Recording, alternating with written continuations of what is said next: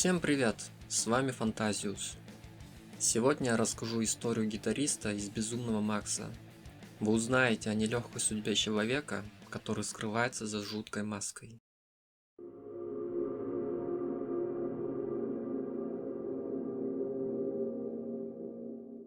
Он вырос в третьей башне цитадели, в самых нижних ее чертогах, среди холодных туннелей, грохота машин и сладковатого запаха запретной акваколы. Его окружала темнота, и каждый миг его жизни был наполнен страданиями. Будучи слепым от рождения, ему не было места в жестоком мире пустоши. Он сумел выжить только благодаря своей матери, единственной родной душе во всем мире. Она добывала для него воду, ловила крыс и изредка баловала скромными угощениями, которыми ее одаривали мужчины, когда она продавала им свое тело. Никто доподлинно не знает, кто назвал его Комой. Мать его называла просто «мой ребенок». Возможно, Комой его назвали бесплотно призраки пещер. Или он сам себе придумал имя, когда метался в очередном бреду от паров метана. Однажды матери не стало. Она слишком много запросила за свое тело. В пустоши все имеет свою цену, в том числе наглость.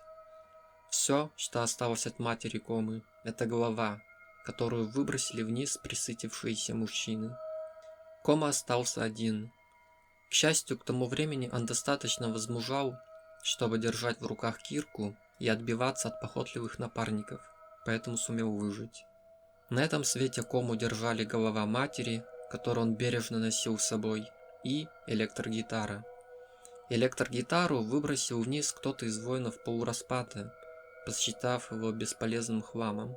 Кома подобрал инструмент и сумел по наитию настроить его. Ночами он забивался в дальние уголки шахт и извлекал из гитары тяжелые, мрачные звуки. Ему казалось, что эти звуки разгоняют холод и мрак пещеры и придают его жизни особый смысл. Однажды игру Кома услышал неумираемый Джо.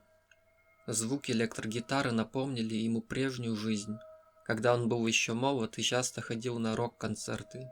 Звуки гитары казались Джо музыкой цивилизации, гимном сытой жизни, жизни до апокалипсиса.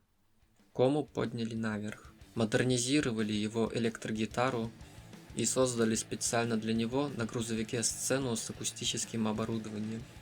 Кома стал гарнистом воинства несмертного Джо. Отныне он всегда сопровождал властителя цитадели в его военных походах. Его прозвали Комой Оглушающим. Он воодушевлял воинов полураспада на подвиги и наводил ужас на врагов. Уже издалека, заслушав звуки безумной гитары, враги теряли покой и часто бросались в бегство.